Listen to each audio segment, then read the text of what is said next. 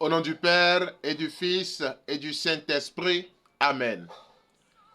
Frères et sœurs, nous disons bonne fête de l'Immaculée Conception à chacun et à tous. Et nous voudrions démarrer sous la conduite de l'Esprit Saint en ce jour, un cheminement qui nous permettrait d'invoquer Marie de façon efficace et de bénéficier de son secours. Alors, cette série d'enseignements a pour thème comment invoquer efficacement la Vierge Marie et bénéficier de son secours. Bien-aimés frères et sœurs, Marie est notre mère. Par testament, Jésus nous l'a donnée. Et nous avons remarqué que dans l'Église, vous savez, c'est une chance d'être dans l'Église catholique. Dans l'Église, il y a différentes appellations de la Vierge Marie. Elle apparaît sous différentes casquettes, si on peut ainsi dire. Et les apparitions ne sont pas juste pour le plaisir d'apparaître. Chaque apparition de la Vierge Marie porte un message fort qu'il faut connaître, il faut comprendre et faire recours à cette apparition selon la situation que nous traversons. Elle est la dame de toute grâce, c'est vrai. Et donc toutes les grâces dont nous avons besoin, elle les détient. Lorsque nous prenons ce jour qui marque la fête de l'Immaculée Conception, nous devons ce nom à une jeune fille de 14 ans qu'on appelle Bernadette. Bernadette qui est une fille issue d'une famille très pauvre. Et puis, un jour, il n'y avait pas de bois même pour faire le feu, pour préparer et que la famille mange.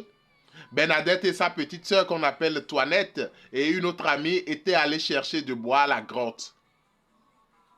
Et c'est là que, soudain, Bernadette va entendre un bruit bizarre. Elle va regarder à gauche, à droite, elle ne voit rien. Mais elle va voir une très belle dame apparaître. La dame lui souriait. Bernadette sent en elle une présence extraordinaire.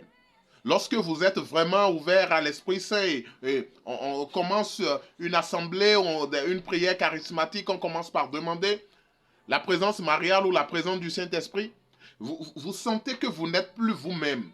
En ce moment donné, il y a quelque chose d'extraordinaire qui se passe. Bernadette a senti cela.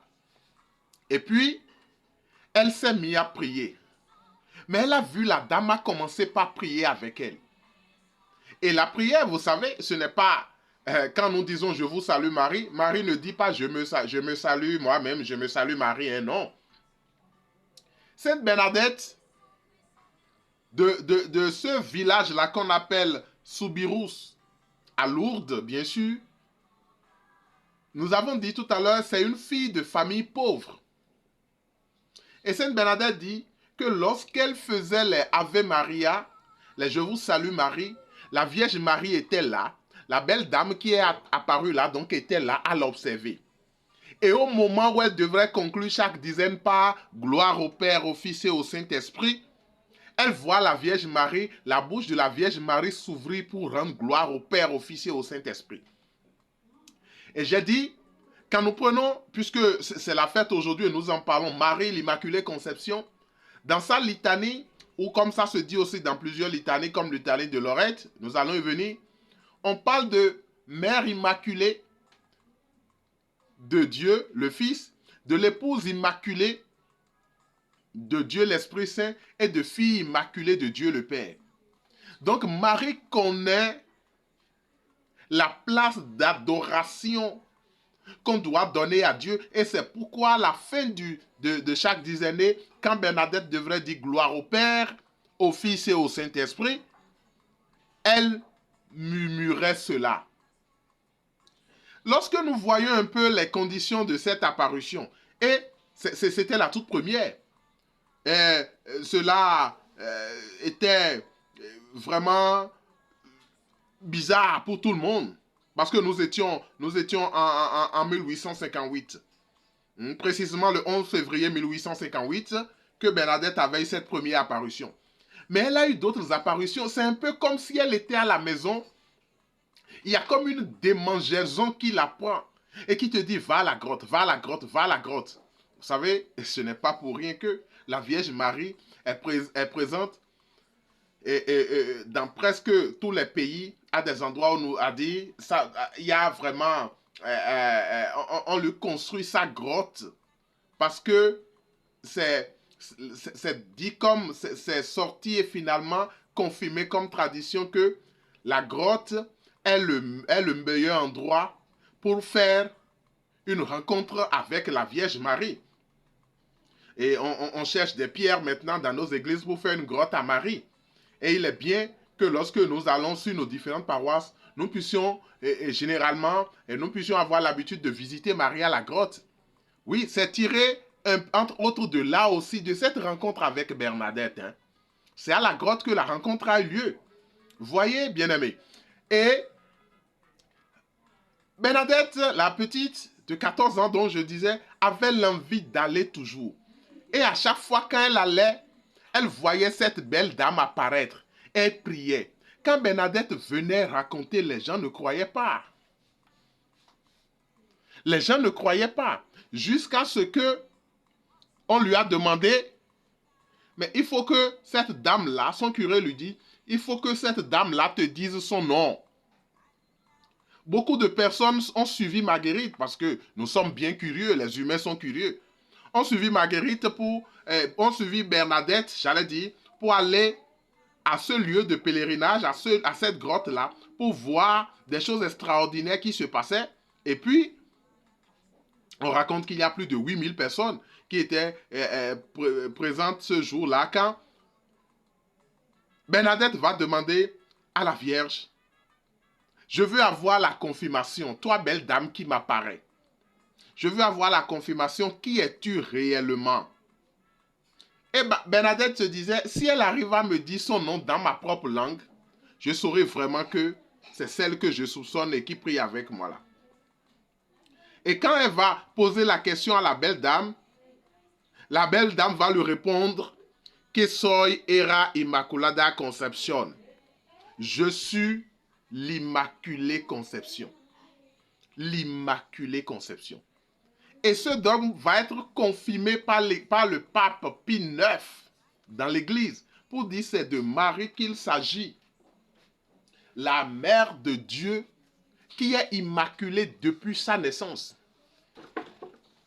Dans une des apparitions, frères et sœurs, à Lourdes, la Vierge demande à Marguerite d'aller creuser la grotte.